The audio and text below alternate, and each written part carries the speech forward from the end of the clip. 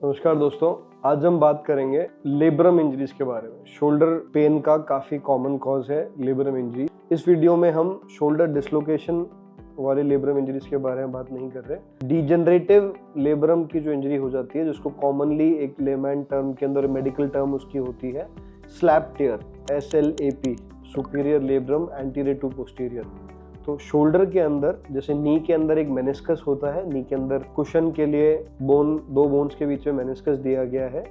वैसे ही shoulder joint के अंदर कुशन के तौर पे दो बोन्स के बीच में जो कुशन दिया गया है उसको कहते हैं ग्लिनॉइड लेब्रम। तो ग्लिनॉइड लेब्रम का जो मेन फंक्शन है वो है ग्लिनॉइड फोसा की डेप्थ को बढ़ाने के लिए, ताकि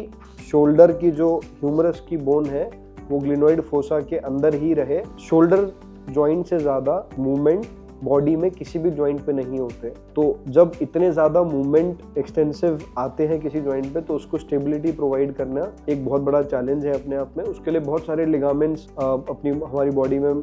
हैं उसके सपोर्ट के लिए, और लेब्रम जो होता है वो ग्लिनॉइड फोसा को डीपन करता है और ह्यूमरल हेड को इन प्लेस रखता है। बट ओवरहेड एथलीट्स, जो स्पोर्ट्स जिनके अंदर ओवरहेड एक्शंस ज़्यादा होते हैं, जब एथलीट्स वो चीज़ें करते हैं, जैसे क्रिकेटर है तो वो बाउंड्री से थ्रो फेंक रहा है, दिन के अंदर प्रैक्टिस कर रहे हैं, मैचेस खेल रहे हैं, रिपीटेड थ्रो फेंक रहे हैं बाउंड्री से, जैवलिन थ्रोअर है, या कोई भी एक बेसिकली थ्रोइंग आर्म जिसके अंदर है किसी भी एथलीट के अंदर, बैडमिंटन प्लेयर्स हैं, स्मैश कर रहे हैं, एग्रेसिव स्मैश आ रहे हैं, तो बहुत एक large amount of force use होती है। एंड शोल्डर के अंदर स्पेशली ये वाला मूवमेंट जिसके अंदर आप अबडक्शन एंड एक्सटर्नल रोटेशन के साथ फिर फोर्सफुल जब साथ में रिबाउंड होता है, तो एक बहुत large amount of force shoulder के अंदर होता है उस टाइम पे। एंड लेब्रम की बार बार लोडिंग से डीजनरेशन होके, इवन शुरुआत में केवल लेब्रम अंदर से डीजनरेट होता है, और फिर वो जब डीजनरेशन अनकंट्रोल्ड रहता है, अनचेक्ड रहता है, तो वो डीजनरेशन धीरे धीरे बढ़ते बढ़ते ज्यादा हो जाता है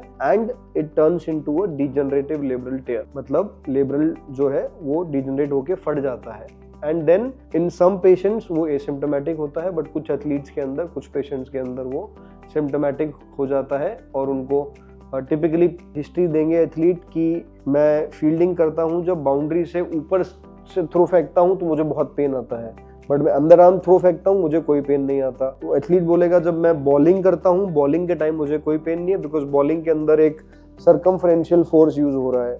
एंड थ्रोइंग के अंदर ये वाला एक्शन वाला फोर्स आ रहा है जिसमें लेब्रम और बाइसेप्स एंकर काफी हद तक लोड होते हैं। अगर डीजनरेटिव लेब्रल टेयर आपको है जो कि अनडिस्प्लेस्ड है, मतलब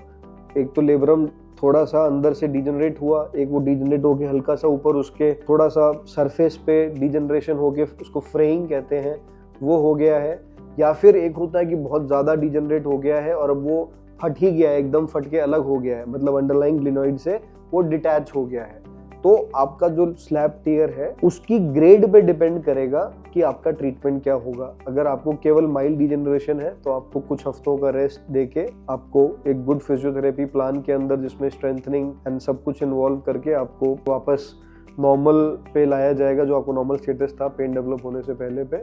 अगर लेब्रम थोड़ा ज्यादा डिजेनरेटेड है जो MRI पे कंफर्म होगा, सो लेब्रम को हम अल्ट्रासाउंड पे भी देख सकते हैं, बट लेब्रम के कंप्लीट इवैल्यूएशन के लिए MRI हमेशा बेटर रहता है, बिकॉज अल्ट्रासाउंड पे कुछ पार्ट ऑफ लेब्रम नहीं दिखता, और MRI के ऊपर, एक अच्छी MRI शोल्डर के ऊपर आपको कंप्लीट लेब्रम का असेसमेंट हो जाता है। तो लेब्रम कितना डैमेज है, कितना डिजेनरेटेड है, उसको कंफर्म करने के लिए MRI की जरूरत पड़ेगी, और उसको कंफर्म करने के बाद वो कितना डैमेज है उससे डिसाइड किया जाएगा कि ट्रीटमेंट या तो रिहैब से होगा, या फिर डिस्प्लेस नहीं है, टूट के अलग नहीं हुआ है, फटा नहीं है, तो उसका ट्रीटमेंट रीजनरेटिव इंटरवेंशन से भी हो सकता है, जिसमें अल्ट्रासाउंड गाइडेंस में सोनोग्राफी की मदद से एक छोटी सी नीडल लेब्रम के अंदर जाती है जहां पे लेब्रम डैमेज्ड है, MRI रिव्यू किया जाता है, उससे कंफर्म किया जाता है कौन कौन सा लेब्रम इन्वॉल्व है, और वही सेम लेब्रम एरियाज इन्वॉल्व को अल्ट्रासाउंड पे टारगेट किया जाता है। तो MRI अल्ट्रासाउंड कोरिलेशन यूज करके, एंड जैसे मैंने बोला कि अगर वो फट के अलग नहीं हुआ है, डीजनरेटेड है, एजेस साथ में है, तो ये डीजनरेटिव इंटरवेंशन किया जा सकता है। Platelet rich plasma, growth factor, और भी बहुत टाइप के रीजनरेटिव इंटरवेंशंस होते हैं, वो किए जा सकते हैं, जो सब आपके पेरिफेरल ब्लड को, आप ही के पेशेंट के पेरिफेरल ब्लड को लेके बनाए जाते हैं। और लेब्रम फट गया है, अलग हो गया है, एकदम सेपरेटेड है बोन से, तो उस केस में कोई ऑप्शन पॉसिबल नहीं होता एक्सेप्ट लेब्रल रिपेयर, जो कि एक आर्थ्रोस्कोपिक सर्जिकल रिपेयर से किया जाता है। एक सिंपल कैमरा पोर्ट शोल्डर के अंदर डाला जाता है और उस पोर्ट से एक आर्थ्रोस्कोपिक सर्जन आपका लेब्रम रिपेयर कर देता है। तो एक बार लेब्रम इंजरी हुई एंड आइदर आपका रीजनरेटिव इंटरवेंशन किया है या फिर आपकी आर्थ्रोस्कोपिक रिपेयर करी है,